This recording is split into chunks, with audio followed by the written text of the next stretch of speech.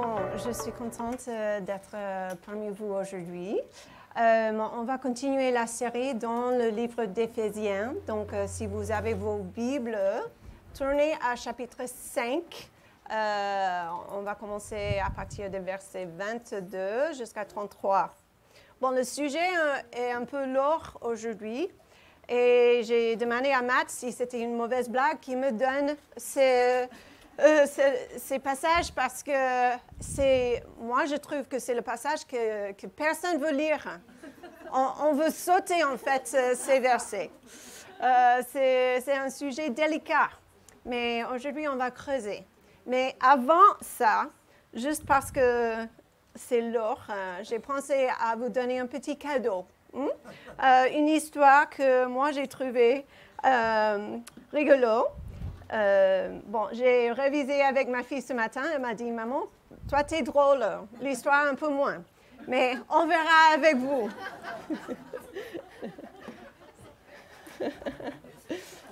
Elle est honnête, ma fille. Tous les animaux se ressemblaient autour de l'étable et regardaient le bébé Jésus.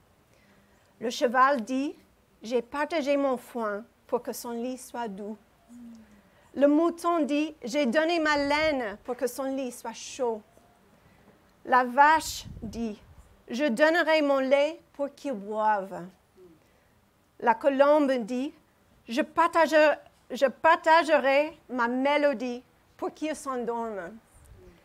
L'âne dit, un jour, je lui donnerai mon dos pour qu'il puisse monter à Jérusalem. Les cochons disent, nous donnerons nos cours pour qu'ils puissent chasser les démons et les jeter par-dessus une falaise. Attends quoi?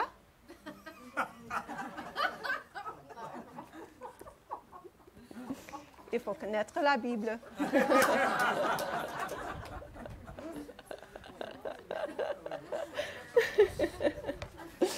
Oh là là là là.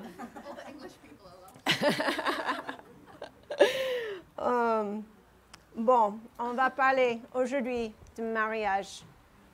Et je sais que c'est un sujet qui, des fois, c'est dur et difficile. Parce que peut-être, comme moi, tu étais brisé par rapport à un mariage. Pour moi, c'était le mariage de mes parents. Ma mère a été divorcée 3 fois.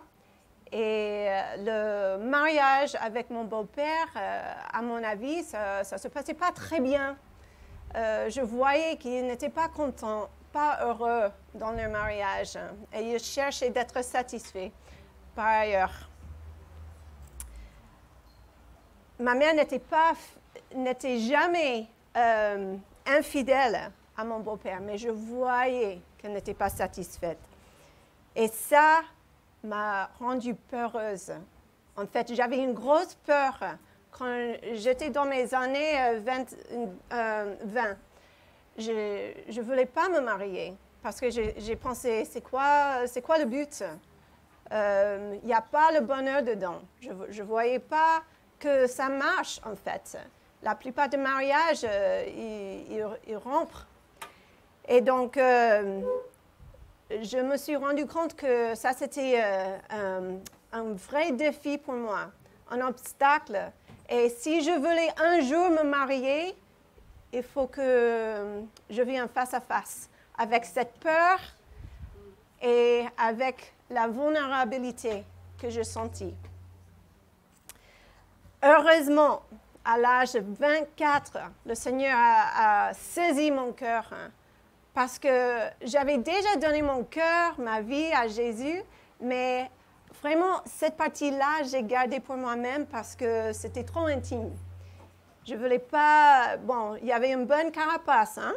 Et je ne voulais pas parler, je voulais juste vivre ma vie comme la blessure n'était pas là. Mais le Seigneur, à ce moment-là, il a tapé. Il a prié. Il a dit... Christy, toi tu es à moi et je veux te bénir. Mais si tu ne donnes pas cette partie de ma vie, tu me bloques. C'est toi l'obstacle de mes bénédictions. Et à cet âge-là, j'ai dit, OK, Seigneur, je soumets à toi. Je soumets à toi. Heureusement, j'ai fait ça. J'ai pris 3 ans de chercher le Seigneur, chercher la guérison de mon cœur, les blessures et surtout la peur. La peur qui m'a ensclavée. Ouf! Ça va être un peu difficile, ça. Je vais faire comme ça. Je m'adapte. Qui m'a rendue esclave. On va commencer verset 22 d'Éphésiens 5. Il adresse les femmes et dit « Soyez soumises à vos maris comme au Seigneur ». C'est un seul exemple de ce qu'on voit dans le verset avant, verset 21. On ne peut pas ignorer qu'il dit « Vous soumettons les uns aux autres dans la crainte du Christ ». On a les 2 versets et on a le contexte. Le verset 22, il dit « Comme au Seigneur ». Verset 21, « Dans la crainte du Christ ». Il y a un contexte quand on soumet nos vies l'un aux autres. C'est dans le contexte de la Seigneurie du Christ. Est-ce qu'on marche dans la crainte du Seigneur? Est-ce qu'on a le même respect du Seigneur qu'on a pour les autres autorités dans nos vies? Quand on monte dans la voiture, quand on roule dans l'autoroute, il y a une certaine crainte qu'on a, n'est-ce pas? Parce qu'on sait si on croise, si on brise la loi, il y aura une pénalité, il y aura les conséquences. Si on se gare avant 19 heures et on ne paie pas, on va avoir un problème, n'est-ce pas? Quelques semaines plus tard. Donc, il y a un certain respect. Et la crainte du Seigneur, c'est pareil. Ce n'est pas une peur, mais c'est une révérence. C'est un respect.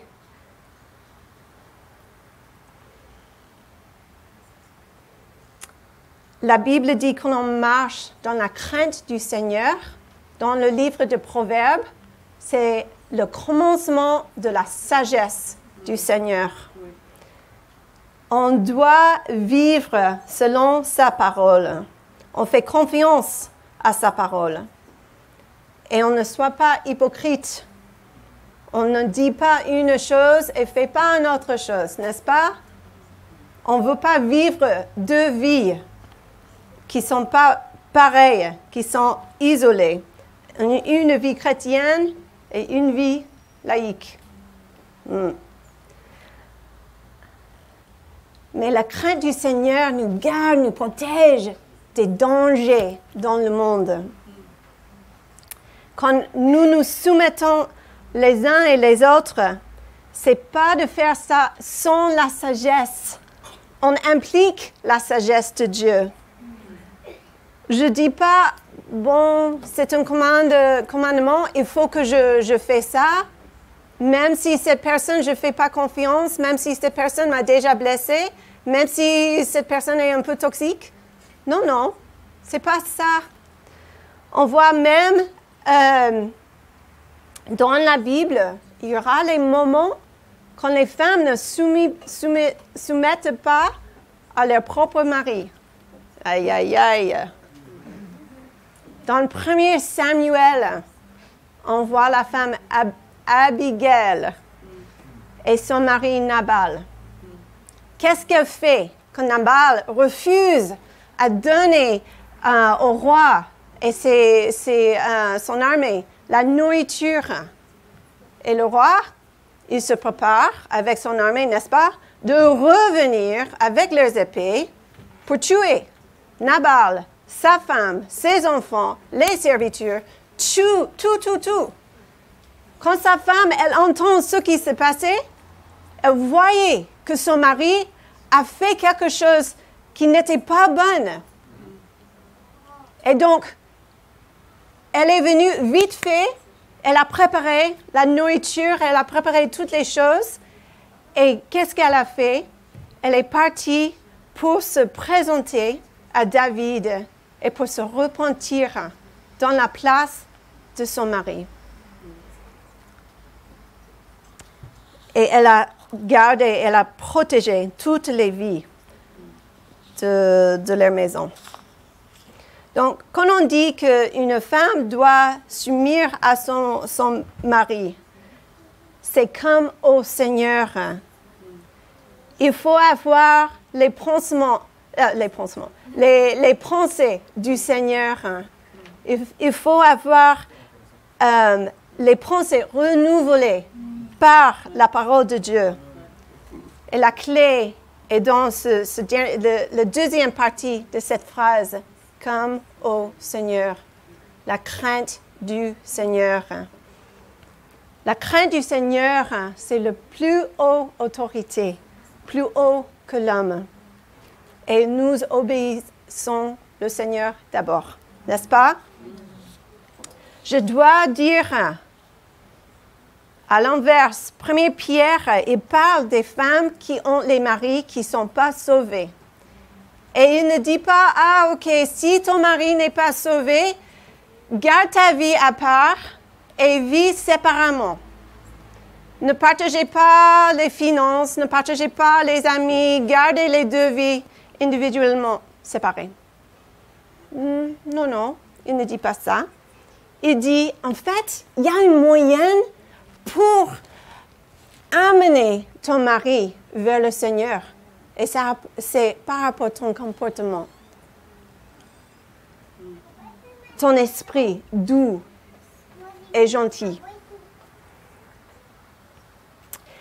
Il y a une femme qui elle habite en bas de chez nous. Si vous n'êtes jamais venu chez nous, vous savez que nous habitons sur une colline. Est-ce que quelqu'un a monté la colline à pied? Ah oui, désolé. Elle habite juste en bas de chez nous. Et en fait, elle fait semblant qu'elle me connaît pas. Et moi, je trouve ça un peu bizarre parce qu'en fait, dans l'autre maison où on était pendant 6 ans, juste à la Valentine, on était dans le même lotissement. On était voisines. Elle est venue chez nous pour un repas. Nous aussi, on a fait un goûter, un apéro chez eux. Une fois, on se connaissait. Mais après son divorce, elle a quitté son mari et elle a déménagé. On ne voyait pas pendant quelques années, jusqu'au moment qu'on a déménagé à la maison où on est maintenant. Et maintenant, elle s'est mise avec une femme. Et donc, elle a une relation avec cette femme. Et je sais que ce n'est pas personnel qu'elle fait semblant qu'elle ne me connaît pas. Je crois que vraiment, c'était tellement douloureux ce qui s'est passé, c'est qu'elle voulait juste briser, faire une ligne en disant que ça, c'était la première vie. Maintenant, je fais la deuxième partie de ma vie. Toi, tu as fait partie de la première partie. Donc, je vais juste ignorer comme ça, rien ne s'est passé. Et je crois que ça, c'est comment le monde, il agit avec la douleur, avec les blessures. Mais je crois qu'il y a des problèmes qui sont très, très profonds du cœur. Et le Seigneur, il a la solution. Il a la guérison. On ne peut pas se comporter comme ça parce qu'on ne va jamais avancer. On ne va jamais être béni par ce qu'il veut faire dans nos vies si on ignore les blessures et la douleur. Le Seigneur veut taper aujourd'hui sur ces choses qui sont difficiles.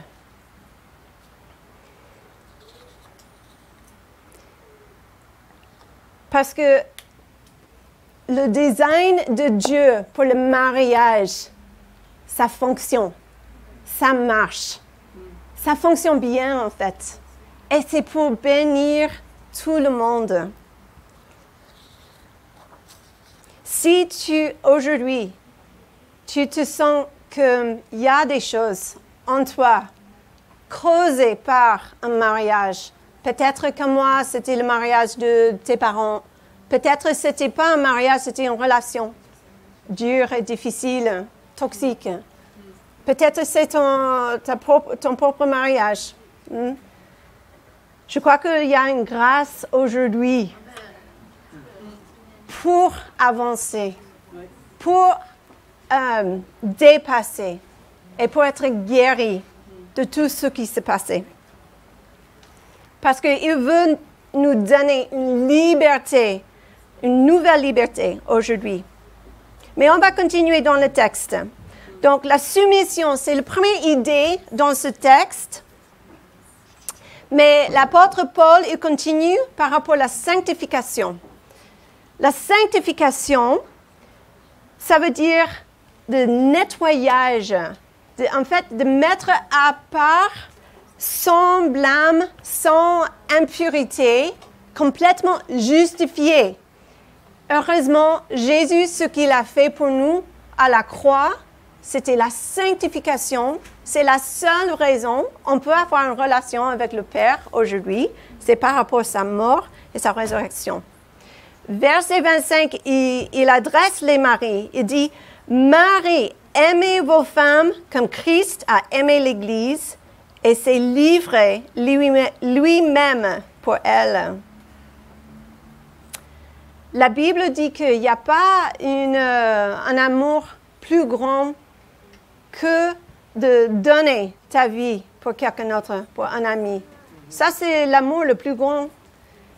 Et c'est beau l'histoire que Georges a racontée aujourd'hui parce qu'en fait, c'est un bon exemple d'un mari qui voulait racheter son mariage. Il a déjà perdu le mariage. Sa femme, elle a endurci son cœur. Et donc, c'était déjà perdu. Mais, par la foi, il a tout donné pour racheter sa femme. Quel modèle! Parce que, bon, si vous connaissez un peu cet homme, ce ministère, hein, bon, il était très riche. Il était très riche. Et il a tout donné pour sa femme.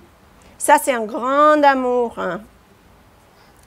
Et il dit, les maris, modèle ton amour pour ta femme après le modèle de Jésus. Jésus a tant aimé le monde qu'il a donné sa vie pour nous. J'ai une question, les maris. Est-ce que vous avez donné vos vies pour vos femmes? Ça ne veut pas dire que vous êtes quelqu'un qu'elle peut juste profiter et faire ce qu'elle veut. Si elle veut quelque chose, elle va le prendre parce que sinon, elle ne va pas sentir l'amour.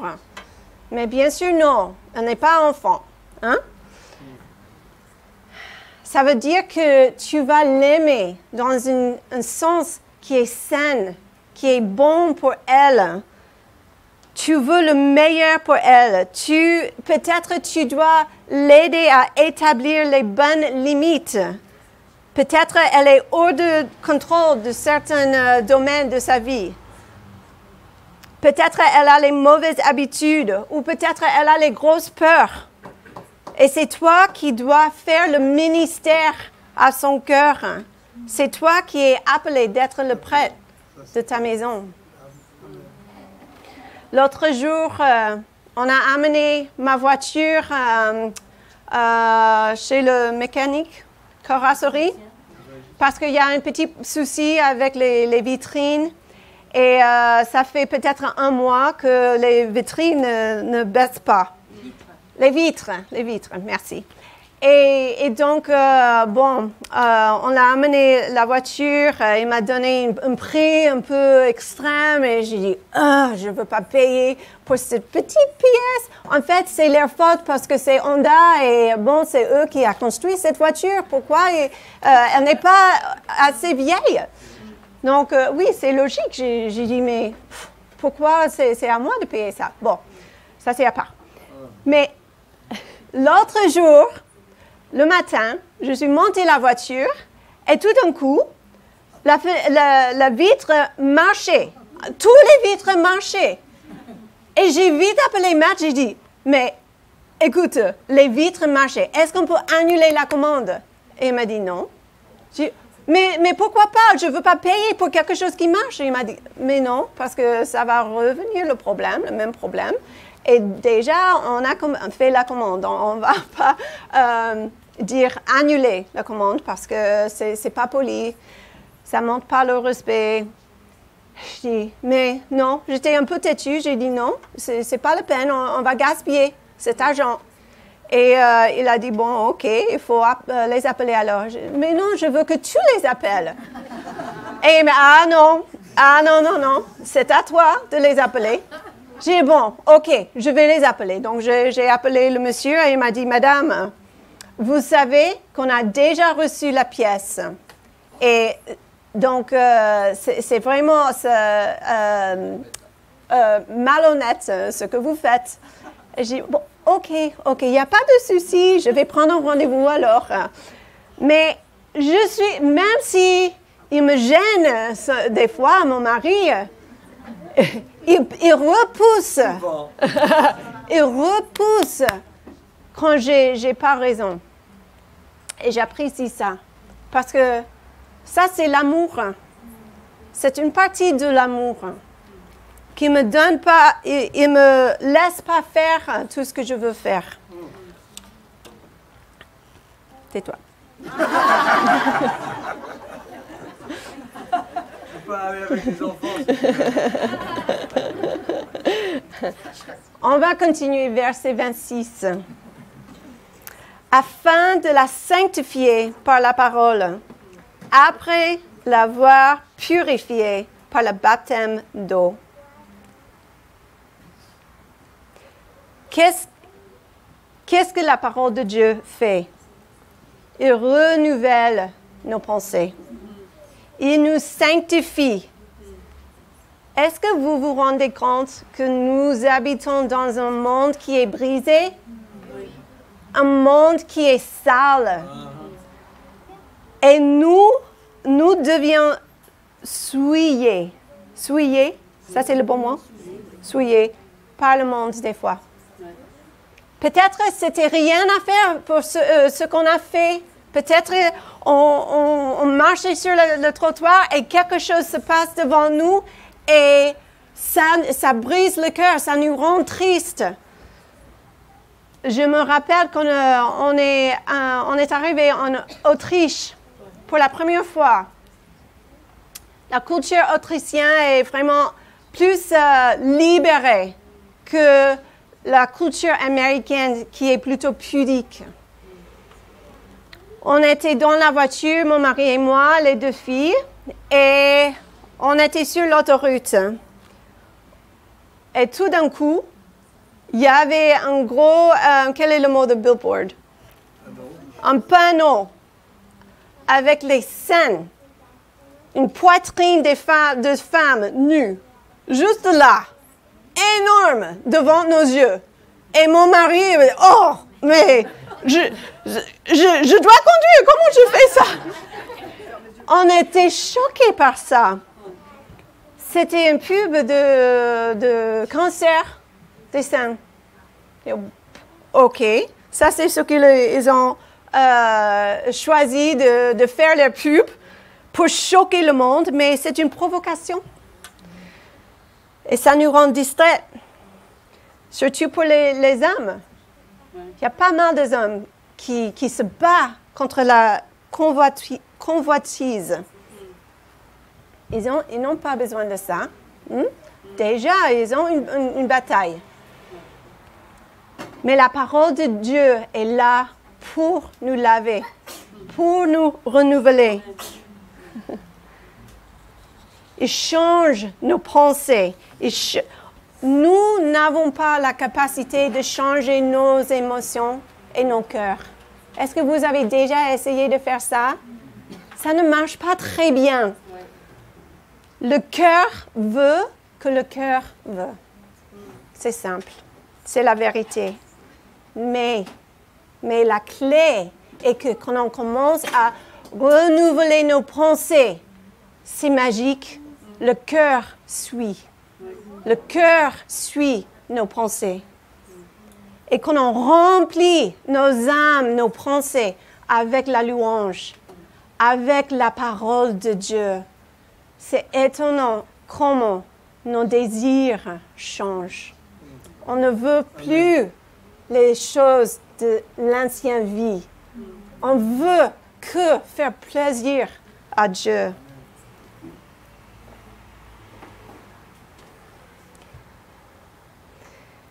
Le plus de temps on passe avec quelqu'un, le plus que nos cœurs sont engagés. Fais attention. Le plus de temps qu'on passe dans la prière et avec la parole, le plus que nos cœurs sont engagés aussi. La Bible dit qu'on ne peut pas servir deux maîtres. Soit on va haïr l'un et adorer l'autre, ou on va haïr l'un et adorer l'autre. Le cœur n'est pas divisé, on n'est pas créé pour ça. Et on doit choisir qui on va adorer. Qui est le figure centrale de nos vies? Est-ce que Jésus est-il au centre de ta vie? Nous habitons dans une nation qui est laïque et ils sont fiers de ça. Ils ont rejeté Dieu. Ils ont jeté Dieu de l'hôpital, des hôpitaux, de les écoles, de toutes les agences de gouvernement. Nous venons tous les dimanches à l'école, au culte. Mais pendant la semaine, qu'est-ce qu'on fait avec les autres jours? Est-ce que Dieu est dans nos autres jours? Au travail, dans la famille, dans nos mariages, dans nos relations. Est-ce qu'il est là ou est-ce que nos vies sont laïques à part de dimanche? Est-ce qu'on a invité Jésus de venir dans notre famille, dans notre compte bancaire, dans la cuisine quand on mange toutes les bêtises tard le soir? Et on sait, on fait des bêtises. Et Jésus, Seigneur de tous les domaines, est-ce que tu l'as invité de venir et renouveler et sanctifier tous les domaines de ta vie par la parole de Dieu? Est-ce que la parole, elle te dérange? Parce que si la parole ne te dérange pas en ce moment, je peux presque garantir que tu n'y es pas assez impliqué. Aïe! La parole pique. Elle convainc avec l'aide du Saint-Esprit, le Saint-Esprit. Elle brille dans les ténèbres. Elle expose les mensonges et tous les pensées qui ne sont pas sains. Elle fait des choses qu'on ne peut pas faire nous-mêmes. Peut-être on est dans une situation et il n'y a pas une accusation, il n'y a pas un jugement, mais c'est hors de ton contrôle. Tu le vois et tu pries, Seigneur, c'est écrasant. Je le vois, mais je ne peux rien faire. J'ai tout fait. Et ça ne change pas. On doit revenir à la soumission de la Seigneurie de Jésus-Christ. Parce que quand on est soumis, on est dans le plus sain endroit. Il va nous protéger en ce moment, mais il nous demande d'attendre le salut, d'attendre sa réponse. Il y a la grâce et il y a la paix, même dans ces circonstances. On va continuer, verset 27. Afin de faire paraître devant lui cette Église glorieuse, sans tache, ni ride, ni rien de semblable, mais sainte et irrépréhensible. Je crois que tout le monde cherche la fontaine de jouvence. Moi, je n'ai pas trouvé, pas encore. C'est l'eau qui nous fait rejaunir. Je ne l'ai pas trouvé, mais j'ai beaucoup investi dans les crèmes qui doivent enlever les rides, enlever les taches et tout. On a investi. C'est vrai, merci. On vieillit, c'est normal.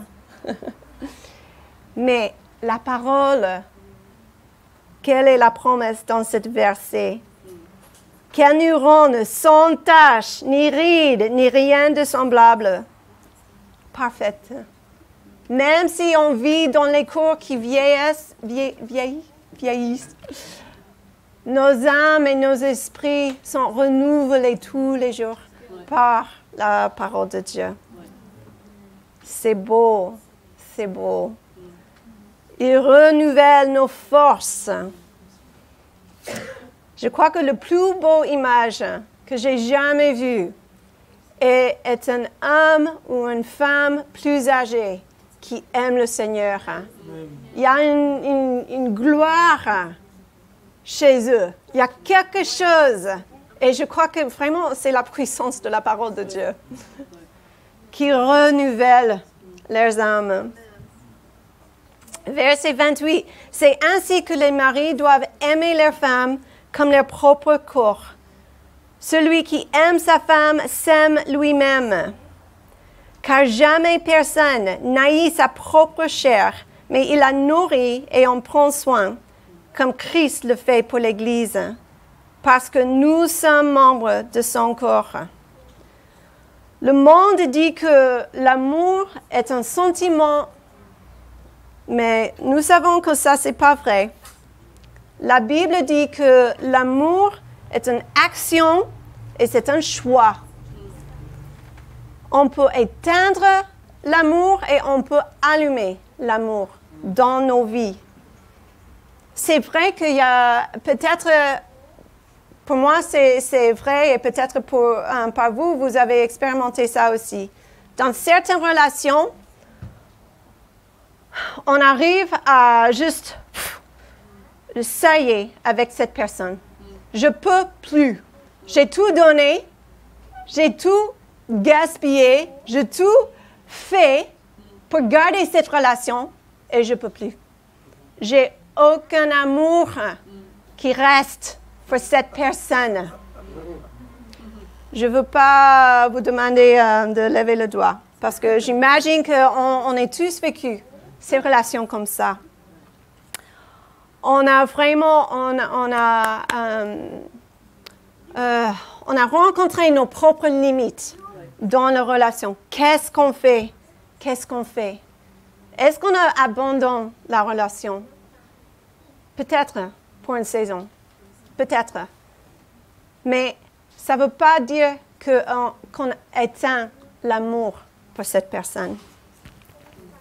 Si on demande le Seigneur, si on soumet cette situation à lui et on prie, Seigneur, tu vois mon cœur, j'ai rien qui reste pour cette personne.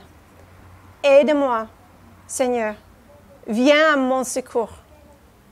Il va remplir encore et encore, par sa grâce, son amour surnaturel, il va le faire. Parce que je sais, si je ne marche pas dans l'amour, je ne suis pas dans la volonté de Dieu. Il ne donne pas des excuses. Tu peux aimer ton voisin, sauf si le voisin fait ça et ça et ça. Ça, t'es justifié. tu n'as plus besoin de l'aimer.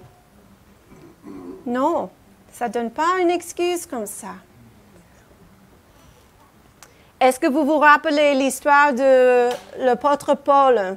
Avant sa conversion, il était Saoul, n'est-ce pas? Et Saoul, il tuait les chrétiens, il chassait les chrétiens, il persécutait les chrétiens. Et un jour, il a une rencontre. Dieu vient et le fait aveugle. Et il entend une voix qui dit, « Saoul, Saoul, pourquoi tu me persécutes ?» Et Saoul répond, « Vous êtes qui, Seigneur ?» Et il répond, « Je suis Jésus, celui que tu persécutes. » Est-ce que vous vous rendez compte qu'ils ne se sont jamais rencontrés avant ce moment-là? Saoul il ne connaissait pas Jésus. Quand Jésus était dans le chair, dans la terre, sur terre. Il ne le connaissait pas. Mais Jésus a dit, regardez ces mots. Pourquoi tu me persécutes? Est-ce que vous voyez le lien? Quand on traite les autres personnes sans l'amour, on traite Jésus pareil. Parce que lui, il a leur cœur en lui. C'est sa création.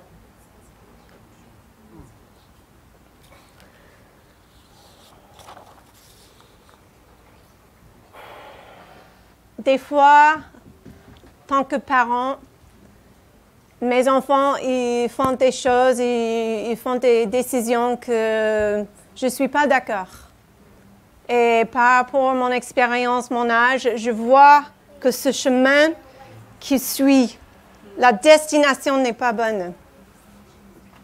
Je suis un peu limitée par rapport à ce que je peux dire parce que eux, ils savent tout. Je plaisante. Mais ils veulent expérimenter la vie, n'est-ce pas? Ils veulent faire leurs propres décisions.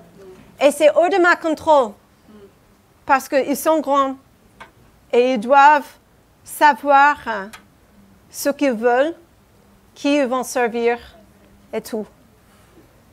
Mais des fois, je veux dire, est-ce que vous voyez que vous brisez mon cœur par rapport à tes décisions? Je suis pas, j'ai pas une blessure. Ils ne m'attaquent pas, c'est pas ça. C'est par rapport à leurs décisions qu'ils font qui brise mon cœur.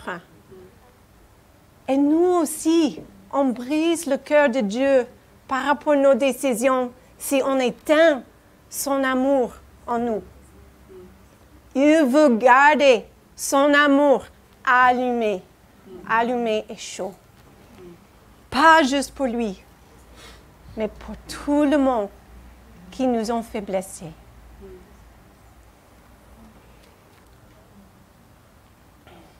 Nous sommes les frères et les sœurs et on doit s'aimer les uns les autres quand on aime nos propres corps. Parce que nous sommes les membres du corps de Christ. On va parler maintenant d'une idée de séparation. On a regardé la soumission et la sanctification. En verset 31, il dit « C'est pourquoi l'homme quittera son père et sa mère et s'attachera à sa femme, et les deux deviendront une seule chair. » L'apôtre Paul, il raconte le verset de Genèse 2, 24. Le premier mariage dans la Bible, c'est Adam et Ève. Et il dit que vous allez quitter vos parents. Eux, leurs parents étaient Dieu, n'est-ce pas? Mais c'était le modèle. Vous allez quitter l'homme et la femme, vous allez quitter la maison, l'autorité de vos parents et vous allez être une seule chair. Un seul chair, je ne sais pas. Une, merci. Mais malheureusement, dans la culture, des fois, les parents, ils ont du mal avec ça. Parce qu'ils veulent toujours une voix dans notre couple. Ou peut-être, on on a quitté les parents, mais on n'est pas unifié, on n'est pas unis comme un seul chair et on laisse en fait les deux vies garder séparées. Et on vit comme dans la même maison, mais peut-être moi j'ai mes propres amis, lui il a ses propres amis, moi j'ai mon compte bancaire, lui il a son compte bancaire. Vous voyez? C'est un peu comme frères et sœurs, mais pas comme une seule chair. Et ça, c'est pas le design du mariage. Le Seigneur veut nous protéger par notre unité et de vivre pas comme deux personnes individues, mais une seule personne. Je sais que c'est difficile. Après 22 ans de mariage, on a toujours les problèmes pour se unifier dans chaque sujet. Il faut travailler et persévérer et avoir la patience et le pardon et la repentance. On est complètement différents, mon mari et moi. On est tous les deux têtus. On a nos propres idées. On est tous les deux des leaders et donc... oui, on a tous les deux une vision. Des fois, ce n'est pas la même vision. Mais on doit persévérer pour trouver un seul chemin pour notre mariage. Chaque trimestre, nous avons une conversation avec un couple qui est plus âgé et plus sage que nous. Ils sont mariés plus longtemps que nous et ils ont beaucoup vécu par rapport au ministère, le mariage, la famille et tout. Et nous soumettons nos vies à eux. Nous posons les questions, eux ils posent les questions à nous. C'est important d'avoir les mentors dans nos vies, d'inviter les autres personnes de venir et voir comment on vit. Et peut-être ils vont dire, il faut peut-être juste changer des choses ou réaligner quelques trucs, peut-être avec les enfants. Je ne sais pas. Je me rappelle une femme plus âgée, quand Elisabeth avait 2 ans, et elle m'a dit, tu sais, Christy, un jour, il faut l'enseigner qu'elle n'est pas le centre du monde. OK, oui. Mais c'est vrai. Des fois, les autres parents, ils voient quelque chose sur nos enfants qu'on ne voit pas parce que nous, on voit que les anges. Ils sont adorables. Oui, mais quand ils ont 20 ans et ils font pareil, est-ce qu'ils seront toujours adorables? Non. Versets 32 et 33. Ce mystère est grand, je dis cela par rapport à Christ et à l'Église. Du reste, que chacun de vous aime sa femme comme lui-même et que la femme respecte son mari. C'est pas, dans ma version, il dit la femme doit avoir la crainte du mari. C'est une révérence pour son mari. Avant, quand j'étais jeune, le sujet par rapport au mariage était que tous les mariages, 50% des mariages, ils finissent par le divorce. Est-ce que vous avez entendu ça? Et c'est vrai parce que j'ai regardé les statistiques, j'ai fait la recherche. Et c'est vrai, mondial. Mais maintenant, je trouve que c'est plus la question.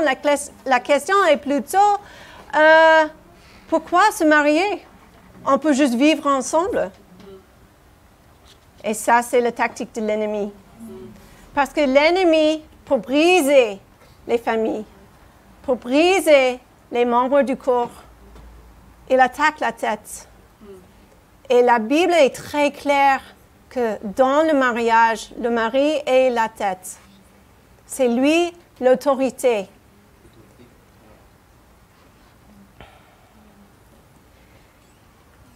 Il veut détruire nos mariages. Il veut détruire les églises. Est-ce que vous avez noté combien d'églises qui ont perdu leur pasteur pour une raison ou une autre? Peut-être c'est le burn-out, peut-être c'est une maladie, peut-être c'est le péché. N'importe. On sait que c'est l'ennemi qui attaque la tête. Dieu est venu donner une crainte, une révérence pour ces institutions qu'il a créées. Mais le problème, c'est une phrase en anglais, je ne sais pas si ça va traduire, je vais essayer. Church hurt. C'est la blessure qui vient dans l'Église. On a tous expérimenté church hurt. Et ça peut justifier pourquoi on ne fréquente plus l'Église. Parce que, ah non,